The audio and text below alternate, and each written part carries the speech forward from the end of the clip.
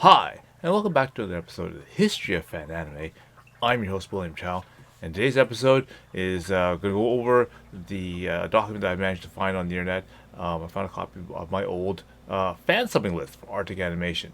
And so this is the second episode where I'm going to go continue on with the list of TV shows and TV programs that we fan subbed, and then go into some of the OVAs and movies that we did. And as I go through the different titles, I'm going to explain some of the history about some of the episodes, what we did, what some things that transpired as we did also the videos. All right. So before I begin, I'd like to thank all of the supporters from the Patreon and from the PayPal. All your support really does help. Again, we are doing a anime giveaway, part 4. That episode 250, so we're almost there, so we're gonna get ready. So again, I've already done a sneak preview of some of the items available. Right now preparing up another sort of batch of some more goodies, and I'll put that up as well, so that again, the subscribers and the supporters will all get their first pick. So you'll kind of keep that in mind. This if any time is a good time, then this is definitely a good time. You want to get yourself on that list. All right. So, again, do stay tuned for that. I'm also now getting ready to do the great countdown for the 1980s, the best anime to definitely do check out. So again, lots of things to hit. So again, get going below, click like, and click subscribe, because that again helps the YouTube algorithm do its thing. All right. So.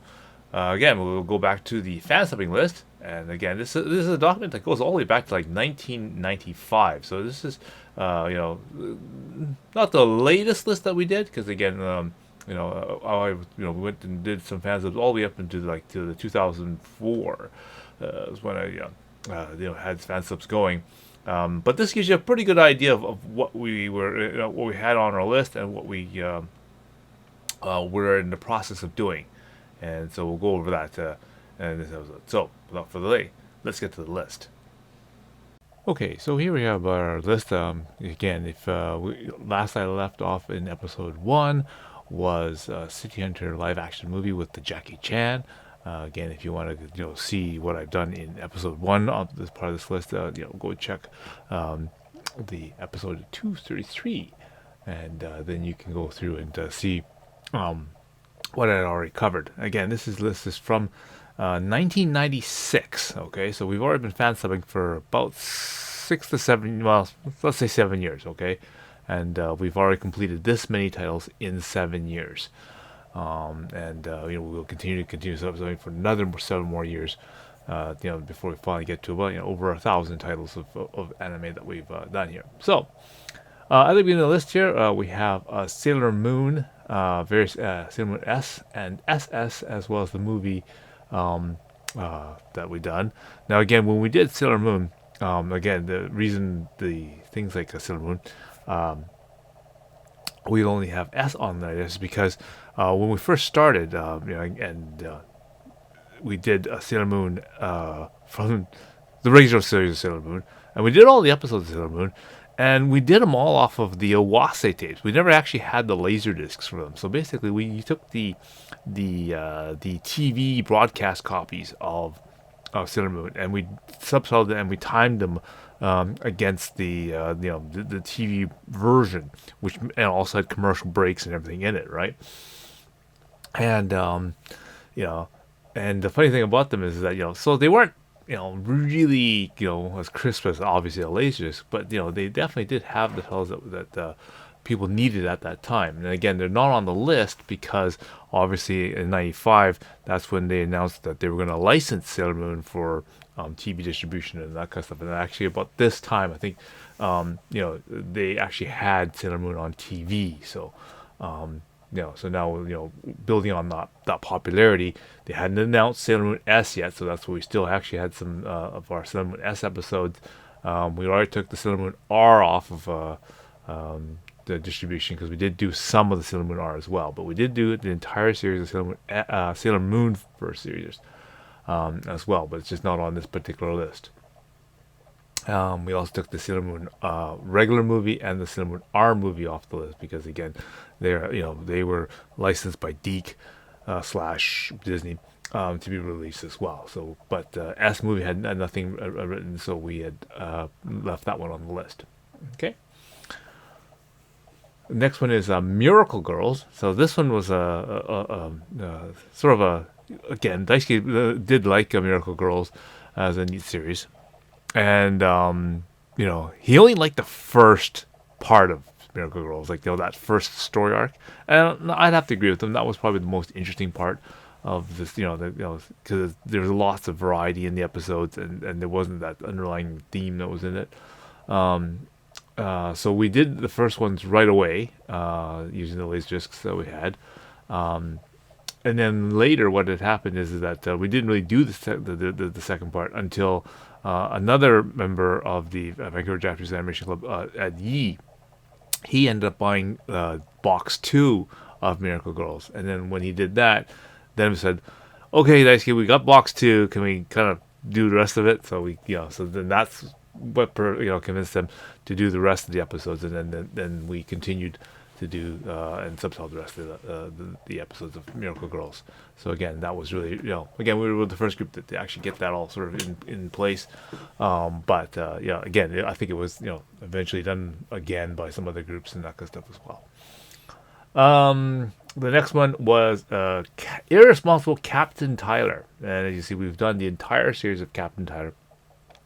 This one was this is a really fun series, okay? I mean, in many ways, it has a lot of, similarities to other shows that sort of came after it, sort of Martian Sesker and the Deshko and things like that was another very similar type of series. But, I just liked how Tyler, it just seemed so absolutely ridiculous, but it sort of fit in, right? And I think a lot of people associated themselves, could see themselves in the personality of Tyler. So that one was really fun. And again, we used a lot of the episodes of Tyler in our meetings at the Douglas College, where we showed anime publicly, and I think it got really good review and interest in that.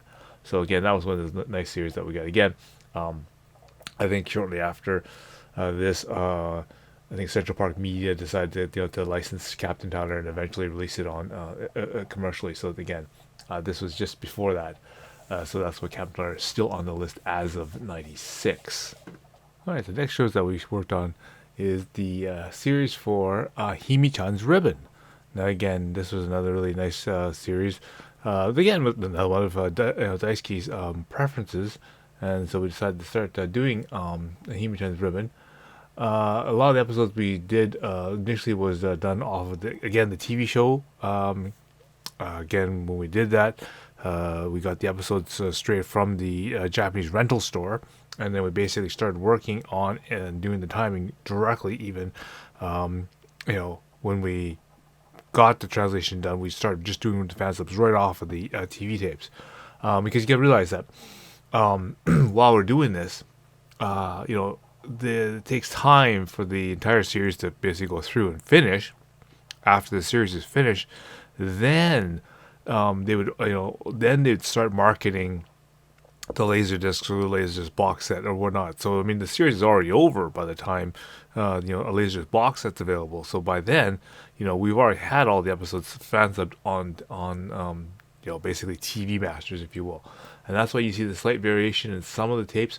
They are TV versions, and some of them are Laserdisc versions. So basically, once I got the Laserdiscs, then we went back and then we actually fixed the episodes using a similar time file to basically retime and re-record those episodes that were done initially from the TV version. Now with, of course, the Laserdisc version, right? Another slight change was the fact that we had to obviously make modifications for the commercial breaks and that kind of stuff, but this is one of the things that we had to do for that series. The next one also is a similar thing, Red Riding Hood ChaCha, or Azakun ChaCha.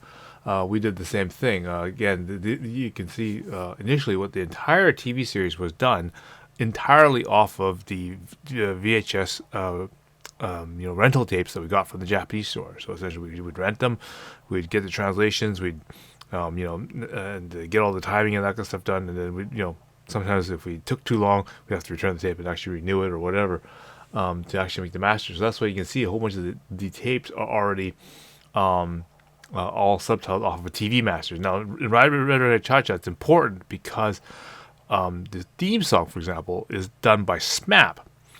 And when they came out to do the licensing for the TV episodes, they couldn't get the licensing and that kind of stuff from SMAP to actually put that onto the Laserdisc because it's cross different companies and things like that.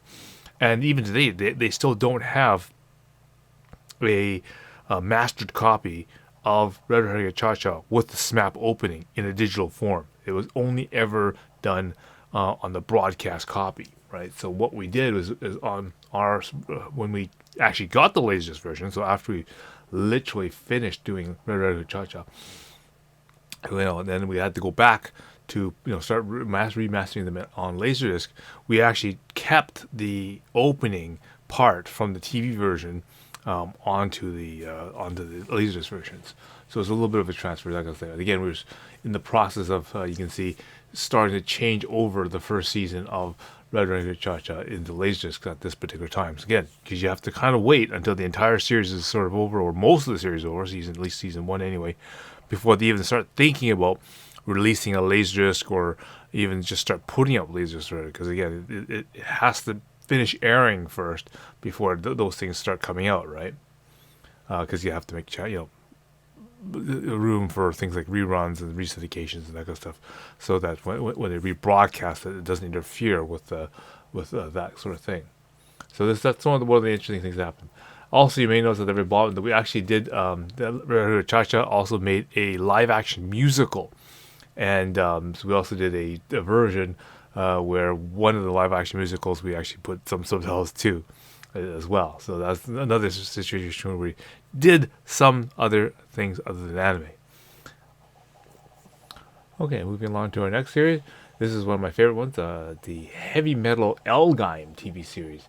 So again, this one is one of the ones that I always wanted to do the translation for, because when I first watched heavy metal Elgon and got into the whole interested in that pentagrammal world and all this stuff, and I wanted to see how things all fit, right? Because there's so many shows that were sort of in that realm, right? But Elgon was one of the ones that really appealed to me. Very similar artwork to Zeta Gundam. So I ended up getting the Chinese VCDs, which had a Chinese translation. I ended up acquiring a whole bunch of Chinese translators who were willing to translate the Chinese VCDs, and then I managed to get a person that was interested to do the subtitling and to actually get into the story. I had one of the first people from VHS, Jude Kirkham, do all the editing and subtitling for that particular series, and basically correcting all the names and that kind of stuff and making them consistent as we changed over from the Chinese translation to the Japanese one, and corrected for that. And so we had so you can tell that we just started and we're about halfway through the second season there, and I think there was like 47 episodes of 52 for Heavy Metal Guy. So we're about halfway through the series, working on that at this particular time, and so we could continue on with the translations as well as laying the subtitles down, and that one was done at that time. Another series that we finished doing was Heaven Wars Serato. Again, in the era of Saint Seiya, guys wearing armor and that kind of stuff. One of the ones that came out at this time was Serato, and again, this really interested me because again, it's guys in armor, but again, this is in the era of all the Vishnu and all these sort of southern East Asian kind of goddesses and that kind of stuff. So Nice story, great cast that they had on this one, as well as character design and whatnot. Um, I always allude to this one because the fact that they made this is one of the very few shows that actually, when they made the show, it was such good cohesion in that they actually made a whole bunch of these really comedy, the CDs and that kind of stuff. That afterwards, the Serato has a CD called Hachibu the World, which is again with the voice actors and that kind of stuff. They made all these weird skits and that kind of stuff on that. So eventually someday, I might be able to get that translated, or we'll have to wait till the Universal Translator gets to do that for us. But that's definitely one to definitely check out for the fans of Serato. And apparently, in the in the southern hemisphere, places like Brazil and that kind of stuff, Serato actually did really really well for an anime. So yeah, definitely one to check out. And again, one that I actually really enjoyed doing for that. Um, the next one is a Nurse Angel Lyrica SOS. Okay, so this one was one that was actually done by one of my other translators, John. Okay, the one that we refer to as GTO. Now he, not only do we get the Laserdisc box set for this one, but he's willing to go through and did the translation for that. And I taught him how to use the subtitling system so that he was able to do the timing for that one as well. And it really helps because when you are the translator, you can hear the dialogue, and you know when things are keyed in and when dialogue should be put. Whereas the person who's only kind of aware of whether this should be only know by name and that kind of stuff, it's a little bit tougher for us, and so we can make mistakes and whatnot when we do that. But then yes, you can see he's formatted the tapes according to basically sort of what the lasers were. They managed to compress and squeeze 5 episodes rather than their usual 4 onto each thing to make basically the compilation of the first season of Nurse Angel on there. So again, that's what we were working on that particular series. Okay. Also, the next series that you see is some random episodes or sparsing episodes of Double Zeta Gundam.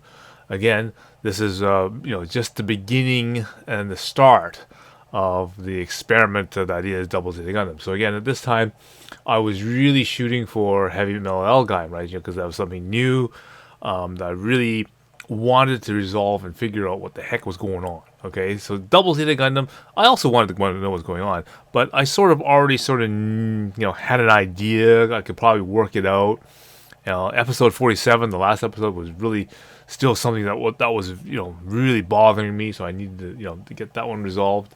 And even with this partial translation of the novel, which I thought was really nice, still really could use some little cleanup. So again, I was waiting until I probably finished doing Heavy Metal Gundam, to then fully go backwards and then do Double Zeta Gundam. And later on, I will do Double Zeta Gundam, and you'll see that in probably a later list, probably.